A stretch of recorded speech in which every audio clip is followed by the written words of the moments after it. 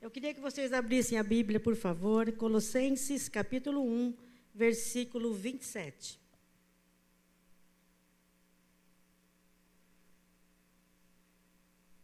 Lá no Novo Testamento, Colossenses, capítulo 1, versículo 27. Amém? Ah lá, está lá na tela. Eu vou ler aqui, ó. A ele quis Deus dar a conhecer entre os gentios a gloriosa riqueza deste mistério, que é Cristo em vocês, a esperança da glória. Amém? Cristo, a esperança da glória. É esse tema que eu pus na mensagem. Jesus, esperança da glória. O que é esperança? Eu escrevi aqui umas linhas aqui, eu quero ler com vocês, pode ser? O que é esperança? Confiança de que algo bom acontecerá. Crença de quem espera que seu desejo se torne realidade. Esperança não é a mesma coisa que fé. A fé diz respeito ao tempo presente. É crer como se você já tivesse acontecido e recebido. Uma coisa é esperar o milagre, outra coisa é crer no milagre. Fé é crer que você receberá, independentemente do tempo, do lugar e da situação. Essa é fé. Mas esperança em Jesus, aliado à fé, sabe o que gera? Gera milagre na nossa vida. Mas como falar de esperança? Eu sei que vocês são esperançosos, vocês estão aqui nesta tarde para louvar o nome do Senhor. Vocês estão aqui para receber a palavra na ceia, na comunhão do Senhor, mas às vezes a gente perde a esperança. Como falar de esperança se alguém já perdeu a esperança? Então nós vamos ver aqui na Bíblia rapidinho 2 exemplos de pessoas que perderam totalmente a esperança na vida física, na alma e no espírito. Primeira coisa que nós vamos falar. A viúva de Serepta, 1 Reis, capítulo 17. Veja lá, daí nós não vamos ler agora, depois a gente vai ler. O que está em 1 Reis, capítulo 17? O rei era Acabe, a rainha era Jezabel. Eles fizeram aquilo que olha, tudo que você vê de mal, tudo que você conhece de errado, tudo que você conhece de atrocidade, o rei Acabe e a rainha Jezabel fizeram. E daí aparece o profeta Elias. E ele fala assim no capítulo 17, no versículo 1. Ora, Elias de Tisbe em Gileade disse a Acabe: juro, pelo nome do Senhor, o Deus de Israel, a quem sirvo, que não cairá orvalho nem chuva nos anos seguintes, exceto mediante a minha palavra. Então veio um juízo sobre a terra, veio uma seca sobre a terra, por causa do pecado, não só de Acabe e Jezabel, mas do povo, porque Jezabel levou idolatria para o povo, ela adorava o Deus Baal, e esse Deus ela levou para o povo de Israel, e veio juízo sobre a terra com a palavra do profeta Elias.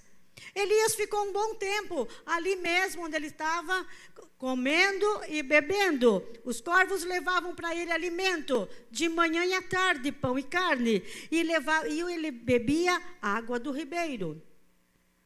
Mas quando não chove, o que acontece com os rios, com os ribeiros, com os riachos? Secam. Mediante a palavra dele, secou o riacho onde ele estava. E o Senhor falou para ele assim: vá lá em Serepta de Sidom, que lá eu ordenei a uma viúva para que te dê comida. Antes da pandemia, eu achava que... Elias pensava assim: eu vou chegar lá e é uma viúva rica. Quem pensaria isso? Eu pensaria. Mas depois da pandemia, eu mudei de ideia. Sabe por que eu mudei de ideia? Porque quando um juízo de Deus, não estou falando que a Covid é juízo de Deus, não. A seca foi juízo de Deus. Quando pega todo mundo, quando pega o mundo inteiro, pode ser pobre, rico, milionário, bilionário. Infelizmente, quem precisou de ser entubado era rico e era pobre. Então, quando vem isso global, a gente sabe que alguma coisa Deus quer falar com o povo dele. Então veio, a viúva não podia ser rica. Pode ser que ela tivesse sido rica? Sim, pode. Mas não chovia, não plantava, não colhia. E ele chegou lá em Sidom, em Gileade de Sidom, e ele se deparou com a situação. Qual situação que ele se deparou? Ele se deparou com uma viúva, com um filho, catando os 2 gravetos. Para que ela estava catando aqueles 2 gravetos? Para fazer um bolo para ela e para o filho dela e depois morrer. Que esperança essa mulher tinha da vida? Que esperança ela tinha emocionalmente? Que esperança ela tinha em qualquer outras coisas? Mas o profeta chega naquele momento e fala assim para ela: mulher, traz um pouco de água para mim. Eu aprendi com esta mulher. O que estava faltando naquela época? Água. O que o profeta pediu para ela? Água. Ela tinha água para tomar, ela foi buscar. Sabe o que eu aprendo? Às vezes a gente fica com tanto medo de abrir mão de certas coisas. Ai, vai faltar. Ai, vai faltar, eu não posso, vai faltar. Não vai faltar. Olha, escute o que aconteceu em seguida. Ela estava catando aqueles 2 gravetos e o profeta fala para ela. Ela está indo buscar água, mas o profeta chama e fala assim para ela: traz um bolo para mim. Traz um bolo para mim. Olha o que ela fala para o profeta. Mas ela respondeu: juro pelo nome do Senhor, o teu Deus, que não tenho nem um pedaço de pão, só um punhado de farinha num jarro e um pouco de azeite numa botija. Estou colhendo os 2 gravetos para levar para casa e preparar uma refeição para mim, para o meu filho, para que comamos e depois morramos. Essa mulher tinha alguma esperança? Nenhuma. Você morre, ninguém morre de fome de um dia para o outro, morre? Também não. Quem iria morrer primeiro ali? Como estava emocionalmente aquela mãe? Como estava? O coração, a mente, o físico, talvez debilitado. Ela não tinha nada. Elias, por ele, disse: não tenha medo. Que palavra linda, maravilhosa para nós nesta tarde. Não tenha medo. Vá para casa e faça o que eu disse. Mas primeiro faça um pequeno bolo com o que você tem e traga para mim. E depois faça algo para você e para o seu filho.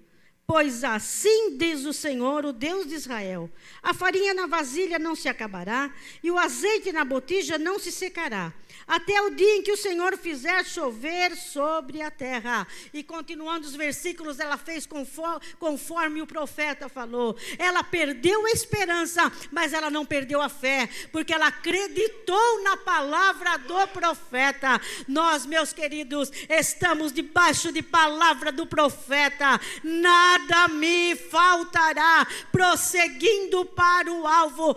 Nós estamos nesta palavra. Não tenha medo de guerras, não tenha medo de rumores de guerra, não tenha medo de fake news, não tenha medo. A mesma palavra do profeta, o nosso profeta também falou: nada vai faltar, fique em paz, não deixe de ficar sem dormir por causa de ansiedade. Em nome de Jesus, o Senhor está aqui e está com você também, que está assistindo online. Oh, meus queridos, você sabe que se a gente continuar a leitura aqui nesses versículos, sabe o que está escrito? Que a farinha da panela não faltou, o azeite também não faltou, e teve comida para o profeta, para ela e para a família dela, muitos e muitos dias. Louvado seja o nome do Senhor.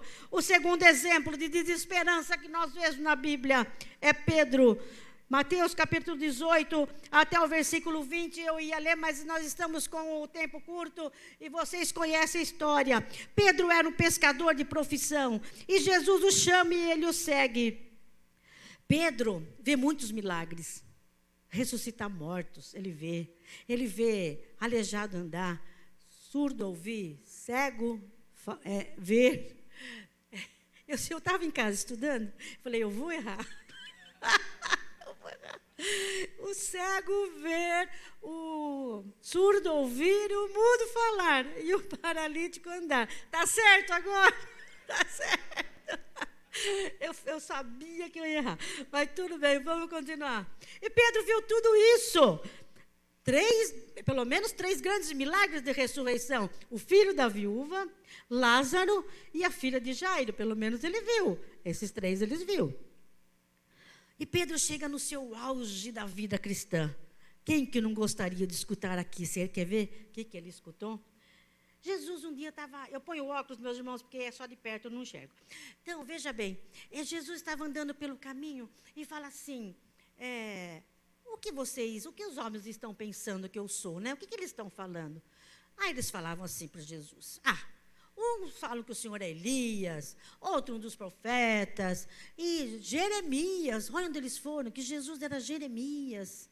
Daí Pedro falou assim, Mateus 16, versículo 16. Simão Pedro respondeu, tu és o Cristo, o Filho do Deus vivo. E Jesus fala assim para ele, Pedro, não foi a carne nem o sangue que revelou, não foi de você, mas foi pelo Espírito Santo. Você não ia ficar contente se ouvisse isso, nosso pastor, para a gente ia ficar contente. Eu imagino a cara do discípulo Pedro, olha, o Espírito Santo revelou, beleza, estou bem na fita. Mas quando chega o dia do julgamento de Jesus, um pouquinho antes da ressurreição, o que acontece com Pedro? Ele nega Jesus 3 vezes. Você conhece, não conheço. Você conhece, não sei quem é. Está escrito, meus irmãos, em Lucas capítulo 22, versículo 61, que os olhos de Jesus encontram os olhos de Pedro e ele chora amargamente. Que desesperança a vida de Pedro agora. E Jesus falou muitas vezes, eu vou ressuscitar. Falou ou não falou? Eu vou ressuscitar. Agora vocês pensem a situação de Pedro, depois que Jesus morreu. Vocês pensem a desesperança deste homem, que andou com Jesus quase 3 anos, que viu todas as maravilhas, mas que na hora que ele mais precisou, ele negou, ele falou que ele não conhecia. Eu vou dar um exemplo aqui, rapidinho. O pastor Eliel chega para mim e fala, você conhece o pastor Gil? Não conheço. Você não conhece? Não conheço. Chega o pastor Gil, Leninha, há quanto tempo, tudo bem? Seria bom para mim isso aí? Não, eu neguei que eu conheço o pastor Gil, por nada. Sabe, meus irmãos, é bom, sabe o quê? Ver o que está escrito na palavra do Senhor. Se depender de vocês, tenham paz com todos. Sabe por quê?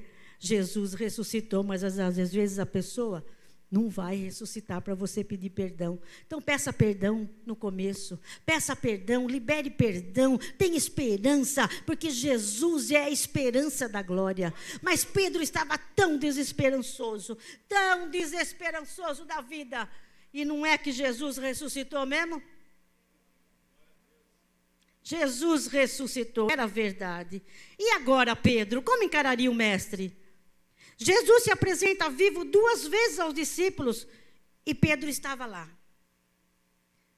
E Jesus não tem nenhuma conversa com ele, nenhum diálogo com ele. Jesus conversa com a Maria, lá no sepulcro, ressuscitado. Com Tomé, Jesus conversa. Tomé, venha pôr os seus dedos aqui, sou eu, mestre. Pedro estava lá. Porque em Marcos está escrito assim, quando as mulheres chegaram, viram um anjo sentado na pedra, falaram assim, vá chamar os discípulos e a Pedro, e vão para a Galileia, que ele está indo adiante de vós. Mandou chamar Pedro também. Pedro que estava se sentindo fora do grupo, Pedro que estava se sentindo fora da situação, da situação que ele mesmo fez para ele. Mas o anjo falou, vai adiante e chama Pedro também. E Pedro estava lá, mas Jesus não conversou com ele. Será que Jesus estava bravo com o discípulo Pedro? Claro que não. Jesus não se zanga com ninguém. Mas Pedro estava muito chateado, muito triste, muito sem esperança.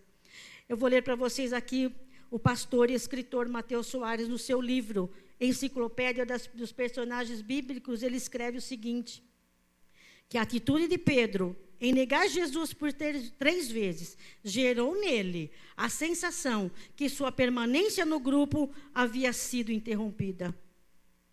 Viu Jesus ressuscitado 2 vezes, mas Pedro resolve fazer uma coisa: vou pescar. E você pensa que Pedro foi pescar sozinho? Pedro não foi pescar sozinho, eu vou contar para vocês aqui quem que foi.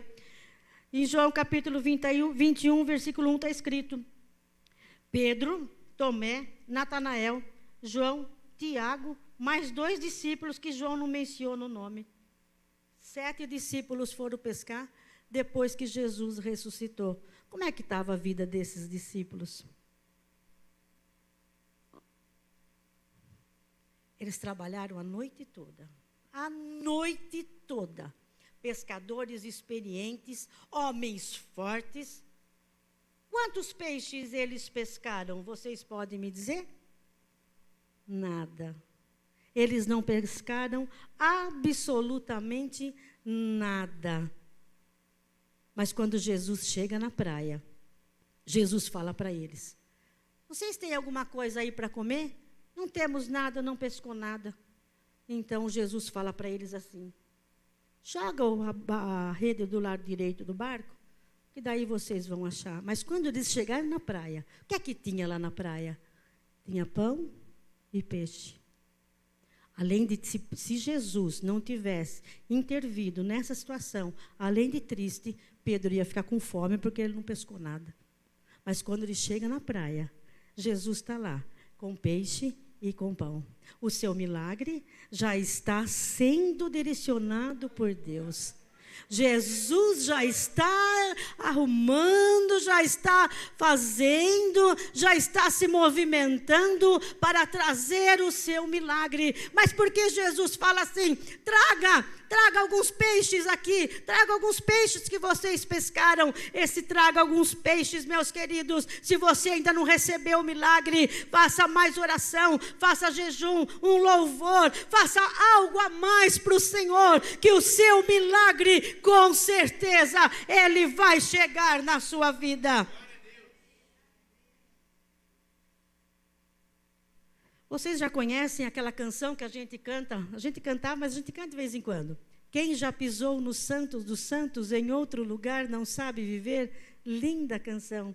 Não adiantava eles serem pescadores de profissão, ter até barco. Eles pisaram no santo do santo. Nós estamos pisando no santo dos santos e nós não queremos sair. Nós vamos ficar aqui até que a bênção venha e até que Jesus volte dos altos céus. Não importa, meus irmãos, a distância que você está de Deus. Não importa se os seus parentes estão distantes de Deus. Não importa sua filha, seu filho, ou mesmo a gente, às vezes, se distancia dos caminhos do Senhor. Sabe o que vai acontecer? O Senhor vai buscar. Sabe o que eu aprendo? Jesus foi lá na praia buscar os seus discípulos. Olha que versículo maravilhoso que está aqui na palavra do Senhor. Eu vou só achar para vocês aqui, que eu acho que está aqui. Vamos lá, eu já acho já. Eu sei o versículo de cor, mas não vou falar onde está. Vamos lá. Tudo que o Pai me der virá a mim, e o que vem a mim, de maneira nenhuma, eu lançarei fora. Como que Jesus não ia buscar os seus discípulos? Ia ficar na mão deles a palavra do Senhor. Ia ficar nas mãos dos discípulos a pregação do Evangelho. Ia ficar na mão dos discípulos a cura dos enfermos em nome de Jesus. E onde está a cura? E onde está a palavra? E onde está o milagre? Está na nossa mão. Olha lá, todo aquele que meu Pai me dá, esse virá a mim. E o que vem a mim, de modo nenhum nenhum o lançarei fora. Oh, meus irmãos, vocês podem até perder a esperança da vida, mas não perca a fé. Vocês podem estar longe de Jesus, mas tenha certeza que Jesus vai buscar aonde vocês estão, aonde os seus filhos estão. Oh, meus queridos, toda essa ansiedade pela família, toda essa ansiedade pelos filhos, em nome de Jesus, estão todos protegidos, estão todos guardados pelo poderoso nome de Jesus, porque Jesus é a esperança da glória. Estou indo para o final. Posso?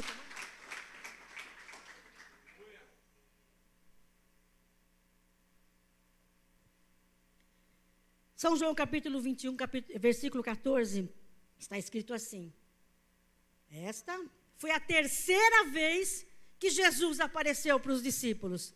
Terceira vez. E ele ainda não tinha conversado com Pedro. Lembra que Pedro estava triste, sem esperança, chateado, cabisbaixo, porque eu acho que eu também ficaria. Não vou falar de vocês, porque vocês são 10, vocês não fariam o que Pedro fez, mas eu talvez faria, porque eu ficaria com medo, medrosa do jeito que eu sou, acho que até faria, mas olha, quando Jesus aparece para conversar com Pedro, olha o que ele fala para Pedro. Pedro, lá na praia, não foi na igreja, foi na praia.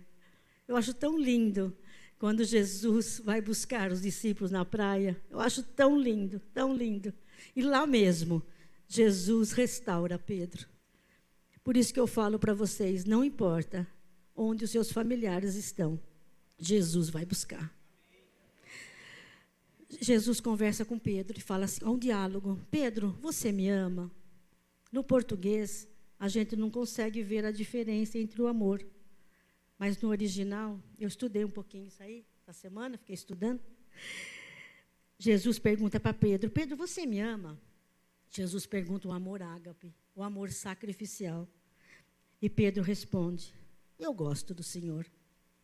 Amor, filho, amor entre os irmãos. 3 vezes Jesus faz a mesma pergunta. Você acha que passou despercebido para Jesus que Pedro negou 3 vezes? Não passa despercebido o que a gente faz. Mas o Senhor cura, o Senhor restaura. Na 3ª vez, algo maravilhoso aconteceu e Pedro foi restaurado. E 3 vezes Jesus falou assim para ele, Pedro, apacenta os meus cordeiros. E depois ele fala, Pedro, apacenta as minhas ovelhas. Quando chega no dia do Pentecostes e desce o Espírito Santo, quem é que fala pelo grupo? Pedro. Pedro se levanta, fala pelo grupo, cheio do Espírito Santo. E que é isso, meus irmãos, é isto que o Senhor quer fazer conosco hoje, nos encher do Espírito Santo, para sermos testemunhas do Evangelho, para lá fora a gente pregar o Evangelho. Não importa se você já sentiu longe, não importa se você está perto e está assistindo longe, em nome de Jesus, se sinta no corpo de Cristo. Você é filho, você é filha, você faz parte do corpo de Cristo, e na nossa mão está o Evangelho, na nossa mão está o nome de Jesus, para que a gente saia e fale que Jesus cura, que Jesus batiza com o Espírito Santo, que Jesus salva e que Jesus em breve voltará. É nas nossas mãos que está. O inimigo quer realmente que você fique sem esperança, mas em nome de Jesus, nesta tarde, se encha de esperança, se encha de sonhos, se encha de fé, porque o Espírito Santo do Senhor está aqui e Ele quer e Ele vai te cuidar, Ele vai restaurar, Ele vai transformar, Ele vai fazer de você, oh meus irmãos, um crente cheio do Espírito Santo, para quando que você precisar, não temer, mas quando você precisar de coragem, você vai falar, eis-me aqui, Senhor, envia-me a mim, estou pronto, porque o Espírito Santo me restaurou. Oh, aleluia! Eu não sei como você veio nesta tarde, se cheio de esperança ou sem ela, se você é cheio de fé ou mais ou menos, mas em nome de Jesus, eu quero que você receba no seu coração toda alegria, todo sonho. Eu não sei se você precisa de bênção financeira, Jesus tem para dar. Bênção para a família, bênção para o casamento, em todas as áreas da nossa vida. O Senhor está olhando, o Senhor está só vendo e falando e pensando e querendo ouvir de nós o que nós estamos precisando. Senhor, o que você precisa, fale agora para o Senhor, e o Senhor diante desta mesa posta, que nós vamos logo tomar a santa ceia do Senhor. O Senhor vai restaurar a sua família, o Senhor vai, em nome de Jesus, restaurar os seus sonhos, meus queridos, e você que ainda não ganhou nenhuma alma para Jesus esse ano, se prepare, porque as pessoas vão ir até você, e você corajoso, cheio do Espírito Santo, vai falar do Senhor, e você vai trazer aqui, e nós vamos batizar, os pastores vão batizar nas águas, para a honra e para a glória do Senhor. Você crê? Diz amém. Pastor Felipe, Deus, pastor Felipe, Deus que abençoe vocês, que a vida de vocês seja cheia de esperança, de sonhos e de realizações. Amém? Pensando na comunidade e para facilitar a vida de cada um, nossa igreja possui 3 formas para devolvermos os dízimos e as ofertas. Você pode comparecer em um dos cultos em nossa igreja ou entregar para nossos pastores de plantão. Lembrando que o templo fica aberto das 8 da manhã às 18 horas. Você pode fazer uma transferência bancária, sendo TED ou DOC, do banco de sua preferência, ou um depósito direto no caixa, lembrando dos nossos dados para depósito ou transferência. Agora, você pode usar o Pix, um jeito prático e rápido de fazer pagamentos. Para fazer, é muito fácil. É só acessar o aplicativo do seu banco e escolher Pix. Clique em transferir e coloque a chave do destinatário. Na nossa igreja, a chave é o número do CNPJ. Digite o valor, confira os dados da conta e clique em transferir. Pronto, transferência realizada com sucesso. Para entregar o seu dízimo ou a sua oferta, faz um Pix.